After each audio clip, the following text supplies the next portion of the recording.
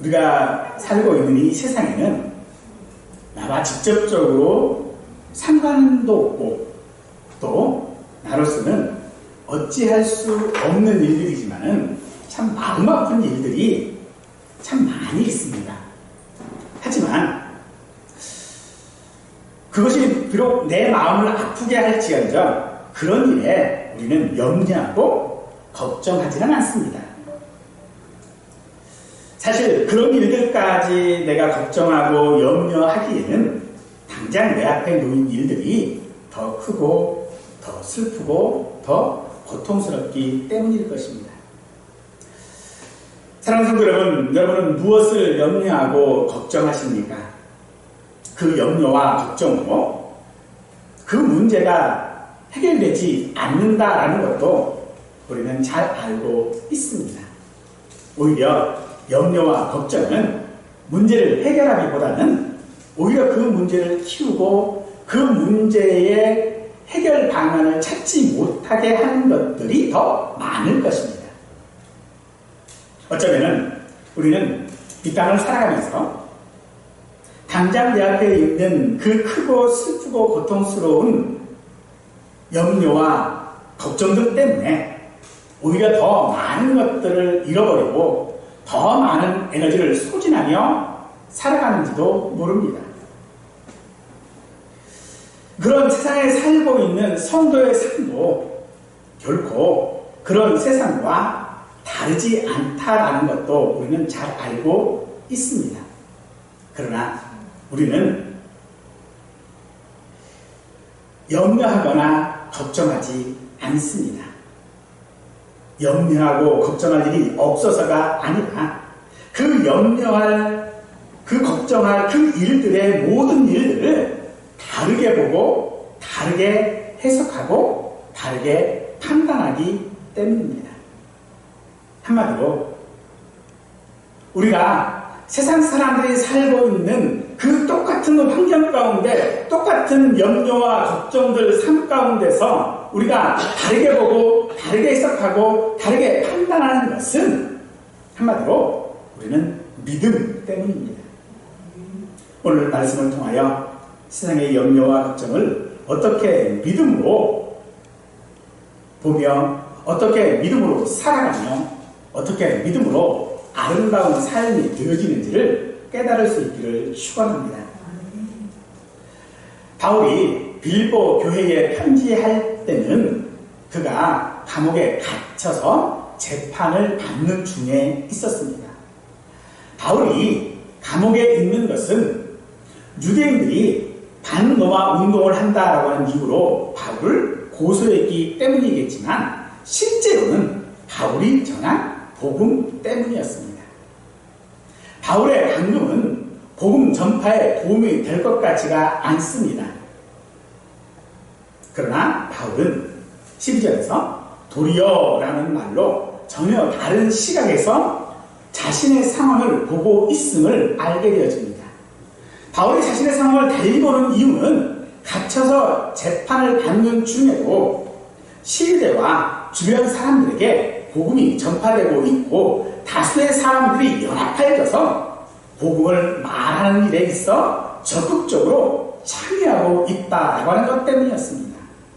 또한 바울은 자기를 반대하는 사람들을 통해서도 복음이 증거되고 있다라고 하는 사실을 말하면서 그들이 비록 바울 자신을 더 괴롭게 하려는 목적과 투기와 분쟁으로 전하는 자들이긴 하였지만 결국 바울이 감옥의 매임을 통하여져서 복음이 전파되고 있음은 부인할 수 없다라고 하는 사실인 것을 말하고 있습니다. 바울은 그래서 복음이 전해질 수만 있다면 자신이 감옥에 갇혀서 고생을 해도 심지어 죽는다고 해도 상관이었을 뿐만 아니라 오히려 그것을 기뻐한다라고 말하고 있습니다.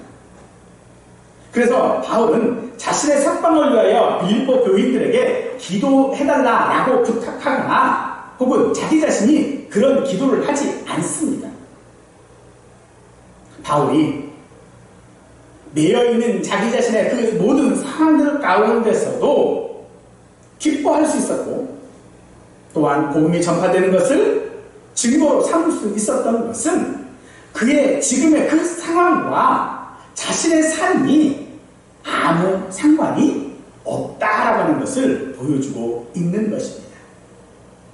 우리는 경험을 통하여져서 보편적인 시각으로 세상을 보지 않음으로써 범사에 하나님을 인정하고 그 섭리에 순종하는 성도들입니다. 그러나 많은 사람들은 그와는 반대로 세상을 살아갈 때에 믿음으로만 살아갈 수 없다라고 말하지. 하지만 우리가 세상의 방식에 너무나도 익숙하여 살다 보니 믿음으로 사는 것이 어려울 뿐이지, 그런 삶에는 하나님이 복에 있음을 믿으시기 간절히 축원합니다. 사실 이 땅을 살아가는 우리들에게 모든 상황들을 바라봄에 있어서 믿음으로 바라보는 것이야말로 올바른 것입니다. 세상의 보편적인 방법으로 보는 것은 오히려 왜곡된 것이다 라는 것입니다. 복음 전도에 탁월했던 바울이 지금 갇혔습니다. 더 이상 그는 복음을 전파할 수 없었습니다. 더군다나 바울은 반역죄로 죽을 수도 있는 상황입니다. 따라서 바울이 지금 갇혀서 재판을 받고 있다라고 하는 이것은 복음 전파에 있어서 심각한 장애물이 아닐 수 없는 것이지요. 바울은 우리에게 염려와 걱정하는 많은 일들, 특히 이제는 틀렸다라고 하는 일들을 보는 다른 방법을 우리에게 지금 제시하고 있는 것인데, 바로 그 상황 속에서, 자신의 그 염려 상황 속에서, 자신의 그 걱정 상황 속에서 하나님을 인정하는 것이 곧 믿음으로 그것들을 바라보는 것이다라고 말하는 것입니다. 바울은 믿음으로 사는 것이 우리에게 유익하다라고 하는 증거를 보여주고 있습니다. 바울을 가두고 감시하는 황실 근위대인 시위대와 그 밖에 모든 사람들에게 복음이 지금 전하여지고 있습니다. 바울이 만나기 어려운 사람들입니다. 그 사람들에게 복음이 전파되었습니다. 그들은 시위대로서 오히려 로마인이라고 하는 그런 자부심이 강한 사람들이었습니다. 그런 그들에게 감옥이라는 상황을 통하여 복음이 전파되고 있는 것입니다. 시위대 사람들이 바울을 볼 때에 도무지 바울은 갇혀있는 사람 같지가 않습니다. 죄수 같지가 않은 것입니다. 시위대 사람들이 바울을 볼 때에 그는 참으로 알 수 없는, 측량할 수 없는 그런 사람이었습니다. 상황은, 우리의 염려와 걱정은 우리가 그 일에 패배했다라고 말합니다. 이제는 망했다라고 말하도록 요구합니다. 바울의 상황이 정말로 그렇습니다. 갇혀 있어서 언제 죽을지 모르는 상황 가운데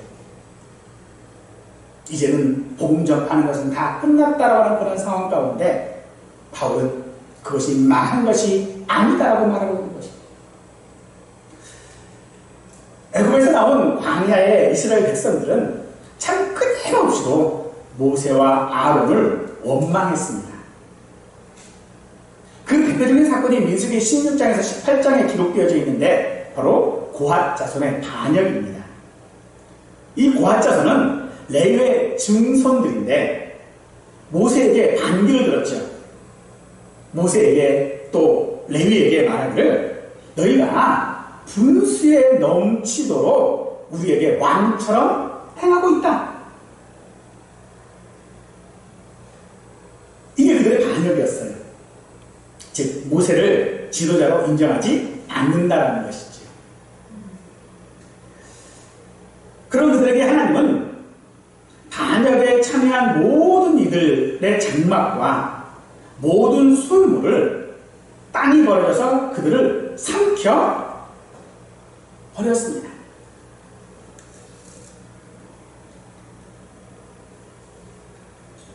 그런 일이 있고 나서 백성들의 반응은 오히려 더 모세와 아론을 원망합니다. 그 일로 인하여 또 백성 중에는 다수가 전염병으로 죽었습니다. 하나님께서는 반역한 이들을 땅이 삼켜 죽게 하고 전염병을 통하여 사람들에게 하나님께서 일하고 계심을 보여주었습니다. 그러면서 그들에게 하나의 표징을 또 하나를 보여주셨는데 바로 아론의 쌍난 지팡이였습니다. 아론의 지팡이는 싹이 나고 꽃이 피고 그리고 살구 열매가 열리게 되었습니다. 하지만 그런 모든 일들을 바라보고 있는 이 백성들은 이렇게 반응합니다. 우리는 죽게 되었나이다. 망하게 되었나이다. 다 망하게 되었나이다. 백성들의 이러한 말은요, 하나님은 자기들이 조금이라도 잘못하거나 죄를 지으면 하나님은 우리를 다 죽여버립니다. 우리가 다 죽을 때까지 하나님은 결코 하나님의 진노를 멈추지 않는다. 그런 하나님이 자기들에게 너무나도 혹독하고 그리고 자기들을 강제로 복종하게 만들고서 자기들은 어쩔 수 없이 애굽에서 나와서 이 광야 가운데 있고 그리고 애굽으로 가는 것이다 라고 지금 말하는 것입니다. 우리의 상황들을 보아도 결코 이들과 다르지 않을 것 같습니다. 우리의 상황들은 하나님께서 인도하신다면 형통하고 잘 되는 일들이 있어야 할 터인데 사실 우리는 우리의 모든 삶 가운데의 염려와 걱정들이 하나님입니다. 압니다. 염려하고 걱정한다고 해서 그 문제가 해결되지 않는다라는 거 너무나도 잘 알고 있습니다.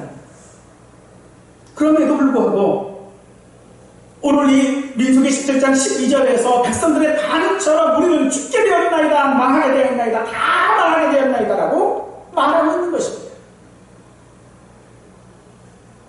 사랑하는 성도 여러분, 우리의 상황으로 하나님을 원망하지 않기를 원합니다. 사실 우리의 상황은 우리 선택 아니었습니까? 우리가 그렇게 선택한 거였어요. 그러나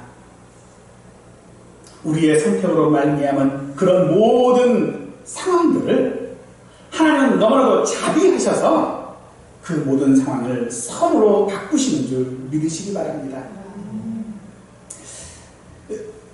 여러분들 이런 말 들어보셨지요? 신에게는 아직 12척의 배가 있습니다. 이순신 장군이 명랑해전에 앞서서 선조에게 보낸 편지의 내용입니다. 그런데 이 12척의 배, 이순신 장군에게 이제 막 복귀한 이순신 장군, 모든 해군들이 원군에 의해서 부산 앞바다에서 다 전멸해버렸을 그때에 서초가 다른 대항 방안이 없으니까는 백의종군하라고 보냈던 이순신을 다시 삼도수군 통제사로 임명하면서 수군을 통제해라 라고 보냈는데 그때 이순신 장군에게 따라간 사람이 몇 명이냐면요, 부하장수 9명하고요 일반 군졸 6명이 전부였어요. 그거 가지고 수군으로 싸우라는 거예요. 근데 배가 어디 있어요? 다 잃어버렸는데. 근데 12석이 있던 거예요. 이 12석이 어떤 배냐면 그 칠향해전에서 그러니까 부산 앞바다에서 싸우다가 불리한 거 보니까 도망친 배들이에요. 도망친 거예요, 그냥.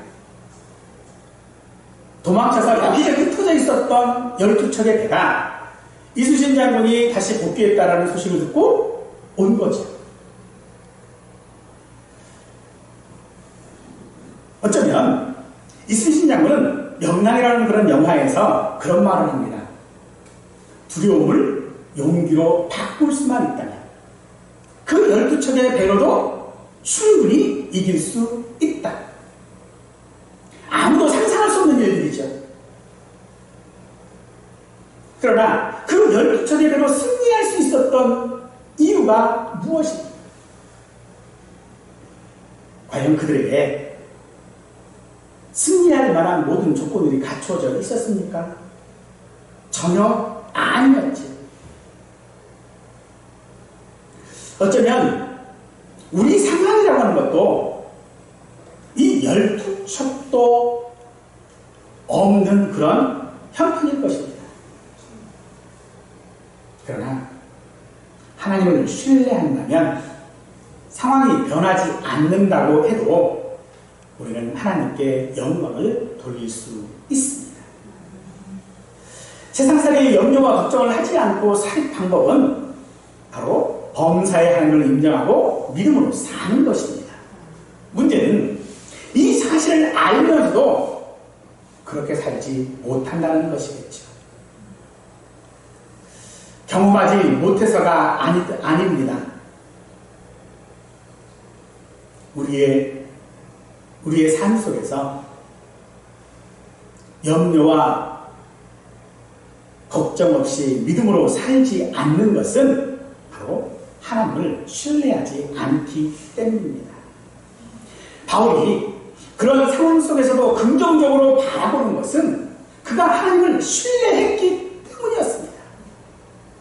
다르게 바라보는 근거는 사람들이 흔히 말하는 사람의 기질이나 성격 때문이 아닙니다. 요즘 MBTI라고 하는 것이 유행한다고 하지요. 사람의 성격을 16가지로 구분하여져서 말하는 거예요. 그런데 거기에 사람의 성격이 다 포함되어지느냐? 사실은 그건 아니거든요. 그러면 어떤 사람은 기질에 따라서 세상을 밝게 보고 어떤 사람은 기질에 따라서 잘못 보고 하는 것인가요? 아닙니다.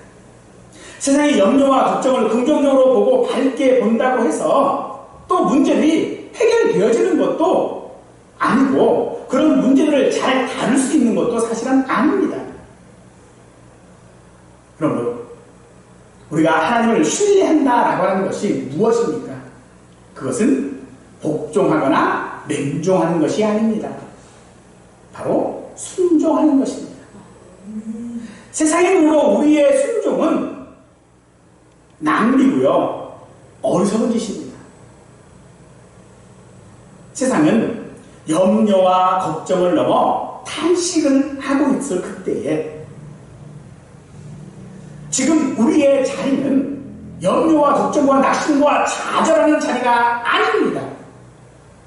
우리가 죽을 자리가 아니라는 것입니다.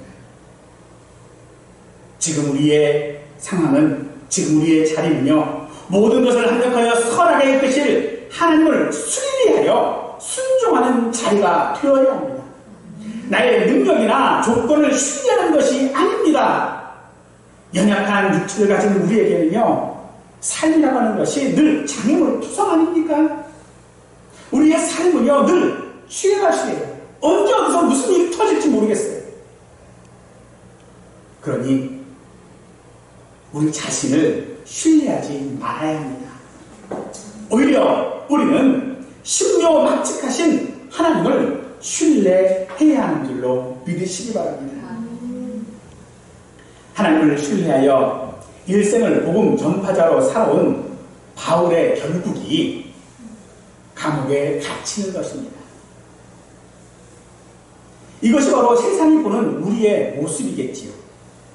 예수 믿는다고 그러더니 꼴 좋다. 예수 믿는다고 그러니 늘 족보락선이냐. 바울이 지금 복음을 힘있게 전했어요.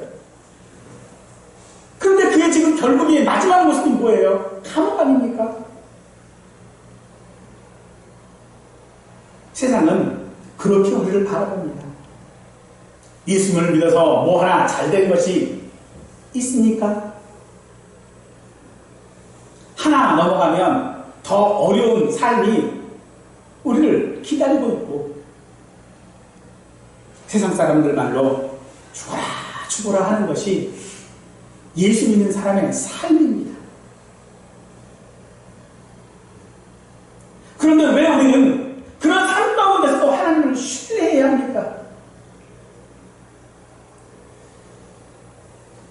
누가복음 10장에 보면 선한 사마리아인 비유를 말씀하신 후에 예수님께서 나사로의 집에 들어가신 일이 있었습니다.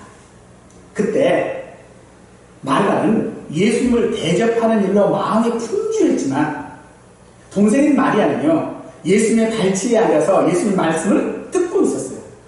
그 모습을 봤던 마르다는 그런 자기 동생이 자기를 돕는 것이 당연하다 여김으로써 예수님께 좀 말 좀 해달라고 청하지. 그런데 예수님은요, 이렇게 말씀하십니다. 마르다야, 많은 일로 염려하고 근심하나 몇 가지만 하겠지 한 가지만이라도 족하다라고 하시죠.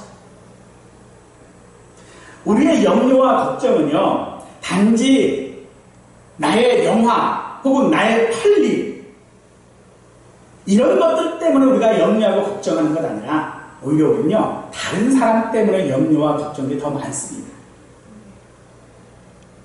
나를 걱정하는 것보다, 나 자신을 걱정하는 것보다 자식들을 걱정하는 일이 더 많아요.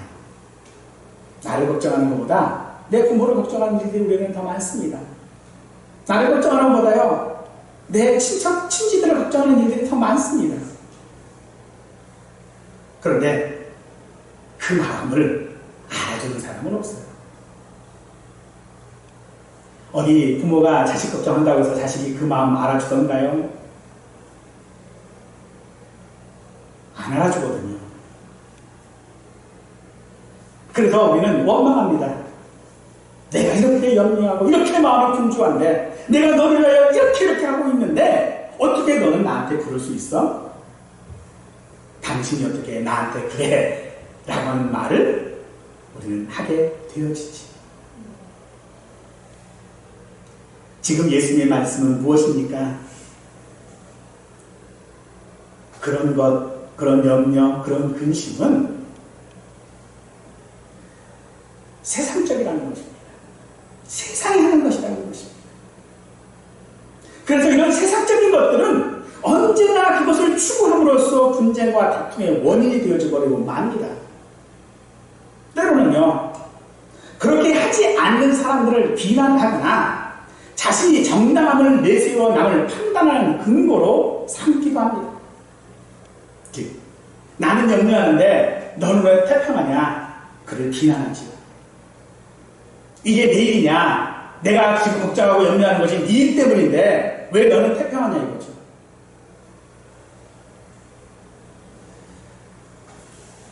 살면서 어찌 걱정이 없겠습니까? 그러나 그 염려와 그 걱정이 세상 것이 되지 말아야 합니다. 이 말씀은 무엇입니까? 만족할 수 있어야 한다는 것입니다. 마르다가 많은 음식으로 예수님을 대접해야 예수님의 사랑하는 것으로 오해하고 있는 것입니다. 그래서 아무것도 하지 않은 동생을 비난하는 것입니다. 우리는 오해합니다. 내가 저 사람을 사랑하고 저 사람을 좋아하고 저 사람을 위한다면 마땅히 내가 근심하고 걱정해야 할 것이다 라고 생각하지요. 그러나 그건 오해입니다.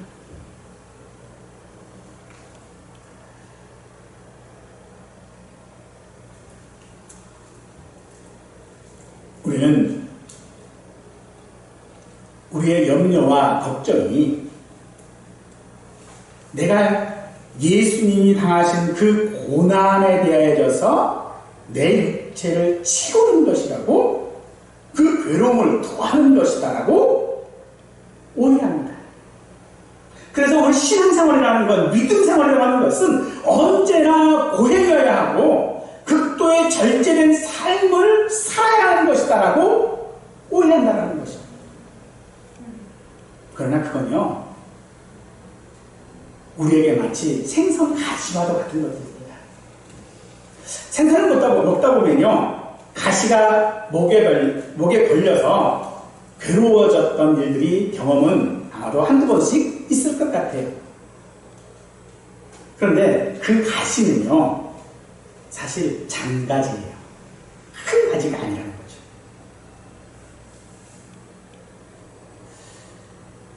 슬픔이든지 기쁨이든지 우리는 이 땅에서 성도로 살아가야 합니다. 그러므로 우리에게 있는 그 염려와 걱정은 생선에 있는 그 장가시일 뿐이라는 것을 기억하십시오. 장가시는요, 잘 씹어 먹으면 돼요. 그게 우리가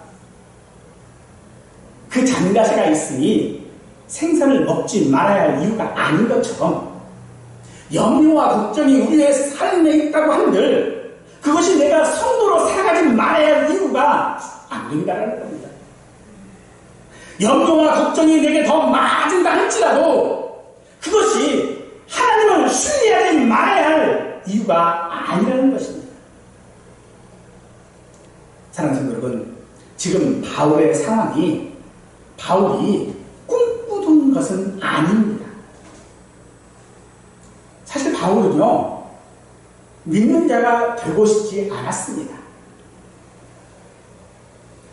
하지만 그의 삶은 그의 계획과 생각들을 초월한 삶이 되었습니다. 어쩌면 지금 우리의 염려와 걱정과 같은 그런 상황들과는 비교가 되지 않은 그런 삶이었습니다. 오히려 바울은요, 예수님을 영접한 후에 그 삶은 더 괴로운 삶이었습니다. 예수님 믿는다고 그러는데요, 아무도 믿어주지를 않아요.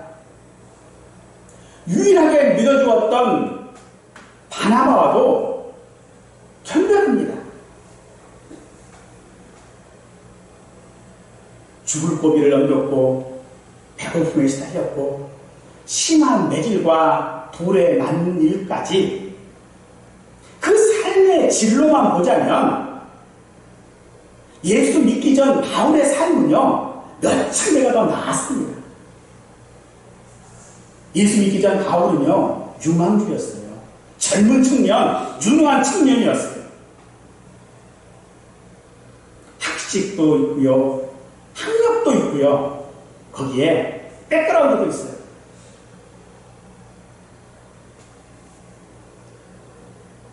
그런데 그가 예수를 믿고 난 다음에 그의 삶은요, 완전히 나락입니다.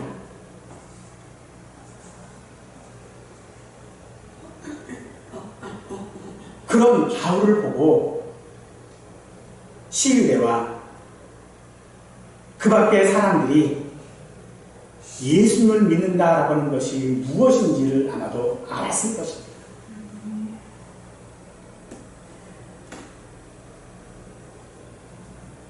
그러나 사실 우리를 괴롭게 하는 것은 우리의 삶이 아닙니다. 우리를 더 괴롭게 하는 것들은요, 어쩌면 은혜로 산다라고 하는 사람들, 믿음으로 산다라고 하는 사람들 때문일 것입니다. 그는 말합니다. 내 병이 나은 것은 하나님의 은혜였어. 내가 지금 성공한 것은 하나님의 은혜였어. 내가 지금 이렇게 잘 되어진 것은 하나님 때문이야. 내가 하나님 앞에 이 문제를 위하여 금식하고 작정하고 기도했더니 하나님께서 이렇게 나에게 복을 주셨어. 라고 말하는 사람들 때문입니다. 사람들은 전천에서 전도합니다. 심지어 사찰에 가서도 선포합니다. 그들은 말합니다. 자기는 그렇게 할 수밖에 없다고 말합니다.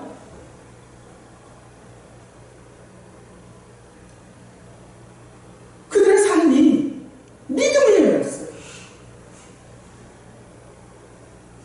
성공의 삶이었고요. 행복한 삶이었습니다. 그들이 그것이 하나님의 은혜라고 말하는 때에 나를 바라보니 형편없는 삶이거든요. 그럼 나는 지금 내가 믿는 것은 무엇이란 말입니까? 지금 내 믿음은요, 그들과 비교해서 보자면 이건 믿음도 아니에요.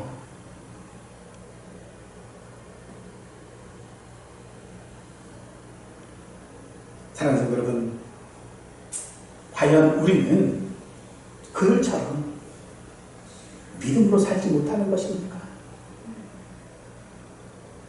마태복음 10장 22절과 23절 말씀입니다. 그날에 많은 사람이 나더러 이르되 주여 주여 우리가 주의 이름으로 선지자 노릇하며 주의 이름으로 귀신을 쫓아내며 주의 이름으로 많은 권능을 행하지 아니하였나이까 하느니 그때 내가 그들에게 밝히 말하니 내가 너희를 도무지 알지 못하나니 불법을 행하는 자들아 내게서 떠나가라 하시니라. 선지자 노릇하고요, 귀신을 쫓아내고요, 권능을 행해요. 그런데 그들을 향하여 예수님은 불법을 행하는 자들이라고 말하고 계십니다. 무엇 때문입니까? 그들은 사람들로 하여금 예수님이 아니라 그들의 자신에게 집중하게 하고 있는 것이기 때문입니다. 바울은 지금 자신이 옥외갇힘으로 말미암아 자신에게 괴로움을 더하려고 복음을 전하는 사람들 때문에 자기는 기뻐한다고 지금 말하고 있는 이유가, 복음이 어떻게 되어든 간에 전파되어지는 것이 상관없다라고 하는 것을 말하고 있는 것이 아닙니다. 목적이 선하다고 동기가 또 과정이 상관없는 것이 아니고, 동기와 과정이 선하다고 해서 그 결과에 상관이 없다라고 하는 말도 아닌 것입니다. 오직 바울의 관심은 자기 상황에 있는 것이 아니다라고 지금 말하고 있는 것입니다. 그가 감옥에 매어져 있는 것이 어찌 괴롭지 않겠습니까?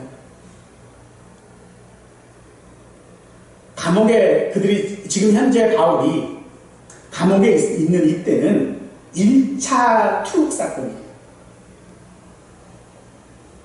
그때는 가택연금을 했어요. 이 가택연금이라고 하는 것이 지금 우리가 생각한 것처럼 그냥 어느 한 집에 그냥 있는 것처럼 그냥 이렇게 마음대로 돌아다니고 이렇게 하는 그런 게 아닙니다.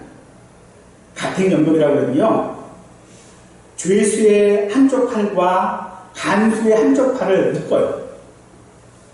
그러고 돌아다녀야 돼요. 그리고 그 집안에 있어야 돼요. 도망가면 안 되니까. 그게 가택연금이에요. 어찌 감옥에 갇혀있는 그가 괴롭지 않을 수 있습니까? 그럼에도 불구하고 바울이 지금 기뻐하고 있는 이유는요,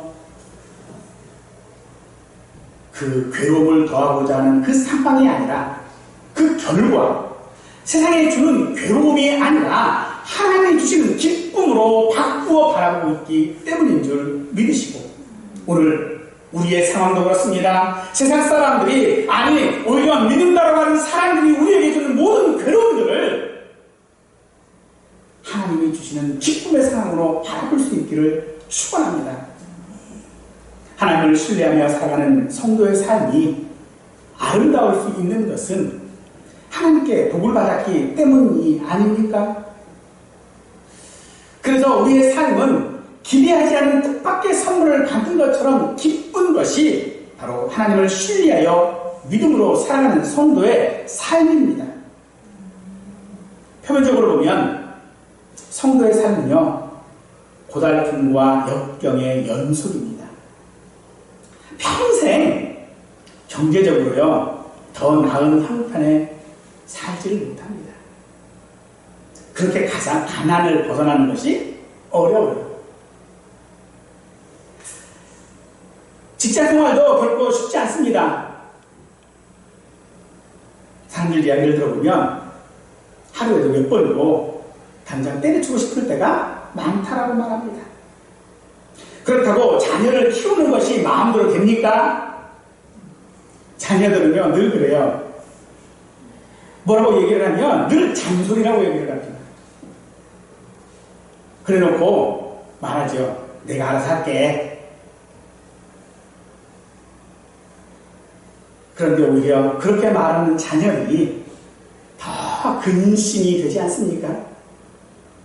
결국 성도의 삶은요, 내가 원하는 삶대로 살지 못하는 것이 성도의 삶입니다. 그런 우리의 삶은 세상이 알고 있습니다. 바울은 자신이 감옥에 갇힌 것에 대하여 그 사실에 대하여 감추려 하고 있지 않습니다. 오히려 더 알려주기를 원하고 있습니다. 왜냐하면 세상이 알고 있는 그것은 사실이 아니기 때문입니다. 성도로서의 기쁨은요, 세상을 알지 못해요. 예수께서는 나의 평안을 너희에게 주노니 내가 너희에게 주는 것은 세상이 주는 것과 같이 아니하리니 너희는 마음에 근심하지도 말고 두려워하지도 말라라고 말씀하셨습니다. 사랑하는 성도 여러분, 우리의 삶은요, 결코 우리가 보는 것과 세상이 보는 것처럼 염려와 걱정과 근심과 슬픔들로 얼룩져져 있는 그런 삶이 결코 아니라는 것입니다. 바울이 세상에 보장받는 모든 삶들을 다 버리고 오히려 그것들을 배설물로 여겨버리고 예수 믿는 사도의 삶을 살아갔던 이유, 많은 사람들이 보기에 그는 지금 감옥이 마지막인 것처럼 보이는 그 삶 가운데서도 그가 지금 기뻐하는 이유는 무엇입니까? 그것이 세상이 알고 있는 것과 세상이 보는 것과 다르기 때문이라는 것이죠. 빌보서 1장 18절 말씀입니다. 이로써 나는 기뻐하고 또한 기뻐하리라. 사랑하는 성도 여러분, 오늘 우리의 상황을 기뻐하시기 바랍니다.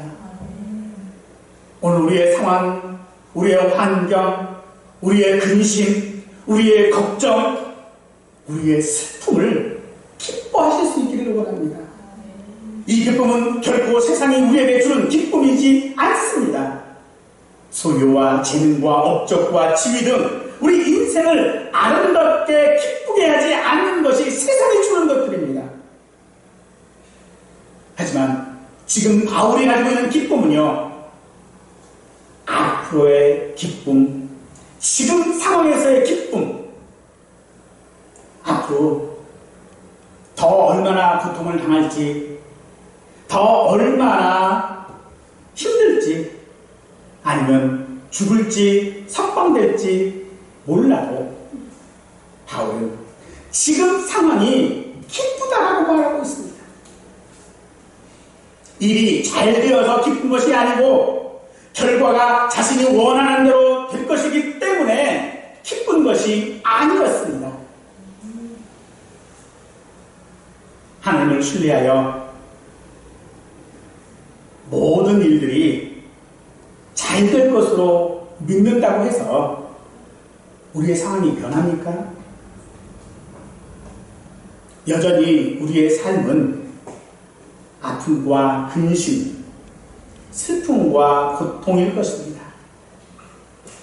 그러므로 바울이 이로써 나는 기뻐하고 또한 기뻐하리라고 말하고 있는 것은 우리 자신이 기쁨의 근원이 아니라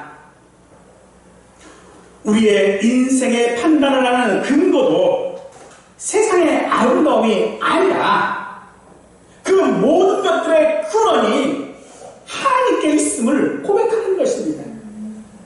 사랑하는 성도 여러분, 우리 인생이 우리 마음대로 되지 않는다고, 우리 계획이 뒤틀리고 무산되었다고 해서 우리의 삶이 잘못된 삶이 아님을 믿으시기 바랍니다.